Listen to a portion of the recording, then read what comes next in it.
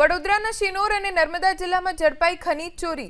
સ્થાનિકોએ અંદાજિત 10 ટ્રેક્ટર ઝડપી 112 પર કોલ કરી પોલીસ બોલાવી। નર્મદાના રાજપીપળા અને ડભોઈના ચાંદોદથી પોલીસ પહોંચી અને કાર્યવાહી હાથ ધરી। શિનોરના માલેથા ગામના સ્થાનિકોએ રાત્રે 12 વાગ્યા પછી ઓવરલોડ રેતી ભરી જતા ટ્રેક્ટર ઝડપ્યા। નંબર પ્લેટ વગરના ટ્રેક્ટર્સ નાની ઉંમરના છોકરાઓ ચલાવતા હતા।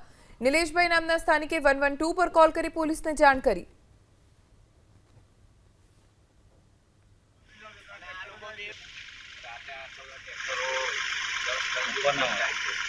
एक भी जन का लाइसेंस अठार वर्षना छोकराओ आपड़ा पुलिस अहींया એટલા હોમગાર્ડ વાળા ઊભા જ રહે જાહેરનામું આપેલું છે ઓલરેડી અને આમ અમે ધંધો કરવા વાળા છે, અમને નહીં જવા દેતા। અહીંથી મારા છોકરાને સ્કૂલની બસ જતી નહીં, અહીંયા મૂકવું પડે છે। સ્કૂલની બસ નહીં જવા દેતા અને આ લોકો બે રોકટોક જાય છે।